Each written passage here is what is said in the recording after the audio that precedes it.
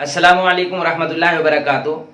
चंद रोज़ कबल हज़रत मौलाना मुफ्ती तारिक मसूद साहब की जो वीडियो वायरल हो रही थी और उनसे जो एक इल्मी गलती हुई थी, उस सिलसिले में हज़रत मौलाना मुफ्ती तारिक मसूद साहब ने रुजू भी किया था और उन्होंने एतराफ़ किया कि मुझसे गलती हो गई। लेकिन अब कुछ हासिदीन और दुश्मनी पालने वाले, कीना रखने वाले, बुग़्ज़ रखने वाले हज़रत मौलाना को जान से मारने की धमकी दे रहे हैं और बहुत बुरी बुरी उनको गालियाँ दे रहे हैं, उनको बाकायदा मैसेज कर रहे हैं। इस तरह का हाल इस वक्त मुफ्ती तारिक मसूद के साथ है।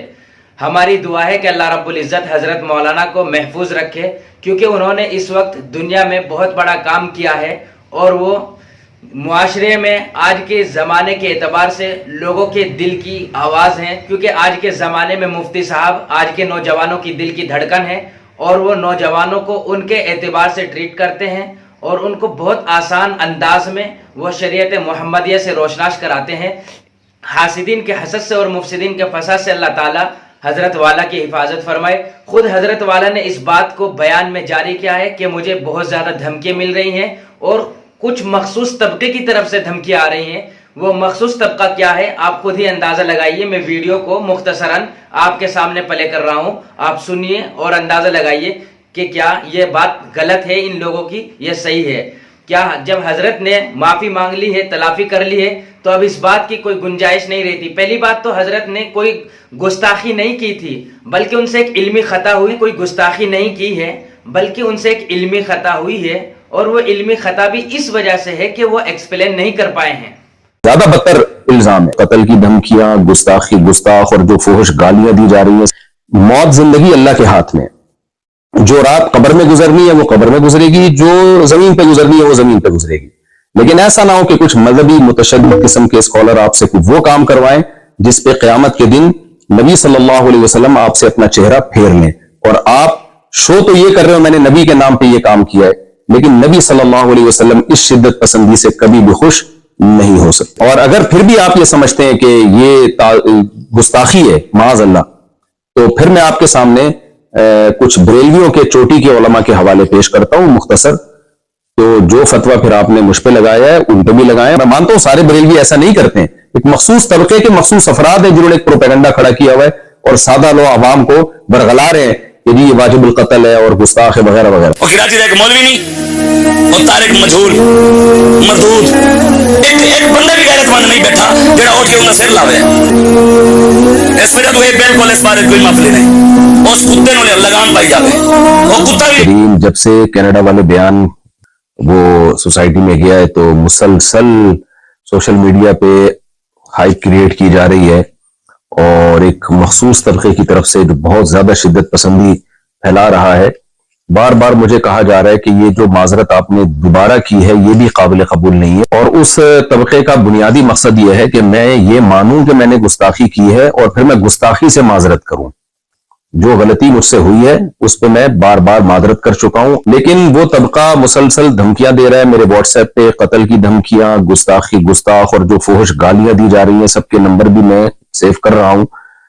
तो ये सब कुछ चल रहा है मेरे साथ। तो मुझे ख्याल हुआ कि मैं एक इल्मी लिहाज से बहरहाल मैं इस पे एक वीडियो रिकॉर्ड करवाऊं, क्योंकि जो कुछ मेरे मुखलिस लोग हैं, बाज लोग, मेजॉरिटी ने मुझे गुस्ताख करार नहीं दिया अल्हम्दुलिल्लाह, मेजॉरिटी उलमा ने, बल्कि उन्होंने इसको एक गलती जरूर करार दिया, इल्मी गलती, गुस्ताख करार नहीं दिया।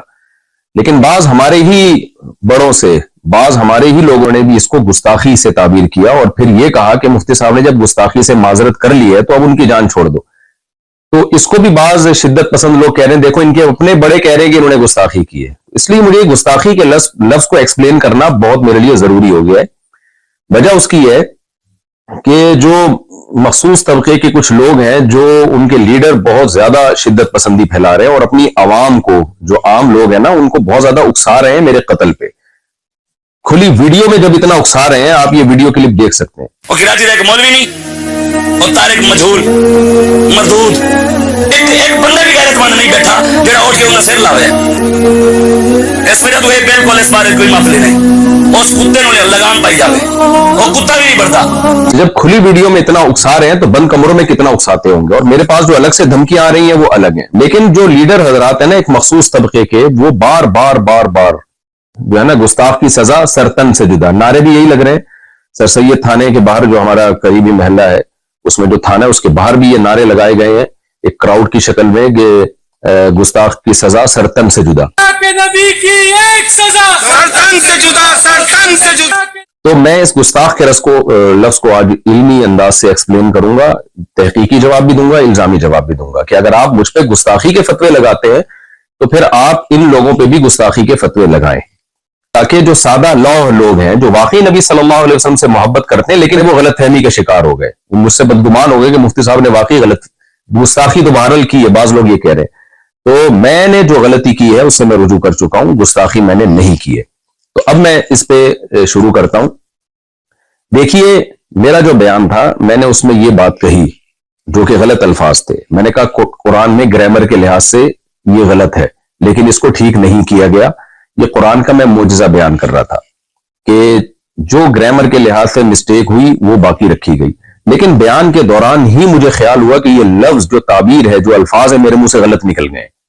وجہ اس کی یہ ہے کہ قرآن پہلے ہے, گرامر کے اصول بعد میں وضع کیے گئے ہیں. گرامر قرآن کو دیکھ کے لکھی گئی ہے, نہ کہ قرآن گرامر کا محتاج ہے. یہ ایک ایسی حقیقت ہے جس کو میں اپنے لیکچروں میں پہلے بیان کر چکا ہوں, کئی بار بیان کر چکا ہوں کہ زبان گرامر کی محتاج نہیں ہوتی, گرامر زبان کی محتاج ہوتی ہے. مجھے بیان کے دوران ہی اندازہ ہو گیا کہ یہ الفاظ میری زبان سے غلط نکلے, لہذا میں نے بیان میں ہی اس کی کریکشن کی کہ اگر ظاہری لحاظ سے اس میں کوئی غلطی لکھنے میں, ظاہری لحاظ سے, ورنہ تو اس میں بڑی حکمت ہے. گرامر کی ایک مسٹیک اگر ظاہری لحاظ سے میں مسٹیک کہہ رہا ہوں کہ تو وہ کریکشن کیا تھی جو میں نے چلائی بھی ہے کہ ظاہری لحاظ سے ہے, حقیقت میں نہیں ہے. ظاہری لحاظ سے, ظاہر کا مطلب یہ کہ حقیقت میں کوئی غلطی نہیں ہے, دیکھنے میں ایسا لگتا ہے کہ گرامر کے قاعدوں کے خلاف ہے.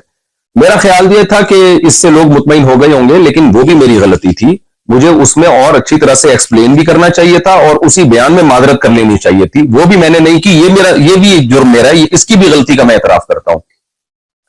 تو لیکن مقصد یہی تھا کہ حقیقت میں کوئی غلطی نہیں ہے. ظاہری لحاظ سے غلطی کا مطلب کیا تھا کہ بھئی قرآن میں کچھ باتیں ایسی ہیں جو عام نحوی قاعدوں کے, جو قاعدے بعد میں ایجاد کیے گئے ہیں, ان کے خلاف ہیں. تو یہ بات صرف میں نے نہیں لکھی ہے, اور بھی لوگ لکھ چکے ہیں, خود بریلوی علماء لکھ چکے ہیں.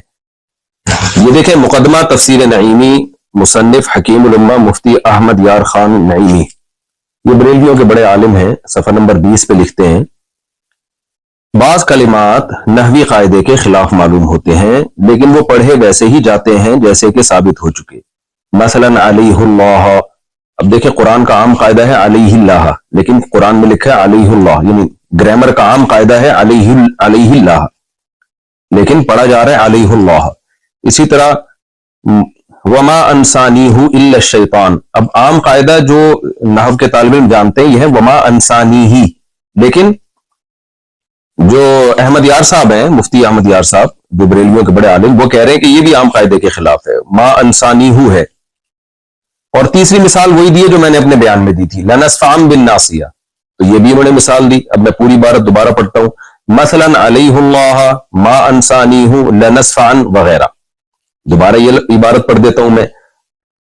یہ لکھتے ہیں بریلویوں کے عالم بعض کلمات نحوی قاعدے کے خلاف معلوم ہوتے ہیں لیکن وہ پڑھے ویسے ہی جاتے ہیں جیسے کہ ثابت ہو چکے. مثلا علیہ اللہ ما انسانیہ لنصفعن وغیرہ. تو محترم نے بھی یہ فرمایا کہ نحوی قاعدے کے خلاف معلوم ہوتے ہیں, جبکہ میں نے کیا کہا تھا, بظاہر گرامر کے خلاف ہیں, بظاہر گرامر کے لحاظ سے غلط ہیں. تو میں نے تو پھر بھی بظاہر کا لفظ لگا دیا تھا. تو میں پھر بھی مانتا ہوں کہ میری غلطی تھی, مجھے بہت اچھی طرح سے ایکسپلین کرنا چاہیے تھا اور اسی وقت اپنے الفاظ سے رجوع کر لینا چاہیے تھا, لیکن بعد میں نے رجوع ریکارڈ کروایا. اس کی کیا وجوہات تھی, یہ بھی میری غلطی ہے, اس میں بغیر تعویل کے اس کو بھی اپنے کھاتے میں ڈالتا ہوں میں. لیکن اس عمل کو آپ گستاخی نہیں قرار دے سکتے. اگر آپ نے گستاخی قرار دینا ہے تو بریلوی کے ان عالم کے عمل کو بھی اور ان کی عبارت کو بھی آپ گستاخی قرار دیں. اور میں نے تو ان الفاظ سے توبہ کر لی, ان عالم نے تو توبہ بھی نہیں کی. اب تک تو ہمارے پاس کوئی ایسا ریکارڈ نہیں ہے کہ انہوں نے الفاظ سے توبہ کی ہو. تو اصل مدعا میرا یہ ہے کہ نہ میرے الفاظ کو آپ گستاخی پر لے جا سکتے ہیں, نہ تفسیر نعیمی کے مصنف کے الفاظ, بریلوی عالم کے الفاظ کو آپ گستاخی قرار دے سکتے ہیں. آپ ان کے الفاظ کو بھی इल्मी गलती करार दे सकते हैं, मेरे अल्फाज को भी इल्मी गलती करार दे सकते हैं। ये इल्मी गलती करार देने पर हमें कोई एतराज नहीं है, लेकिन आप इस अमल को गुस्ताखी मत करार दें, क्योंकि अगर ये है तो मैं गुस्ताख हूं तो फिर ये भी गुस्ताख है, और वो तमाम उलमा गुस्ताख हैं जिन्होंने इस इल्मी नुक्ते को इस अंदाज से बयान किया। राय कमेंट बॉक्स में जरूर दें। अगर आपको ये वीडियो पसंद आए तो लाइक कीजिए, और अगर आप हमारे चैनल पर नए हैं तो बराए मेहरबानी हमारे YouTube चैनल को सब्सक्राइब कीजिए, ताकि हमारी नई आने वाली वीडियो आपको आसानी के साथ मिल सके।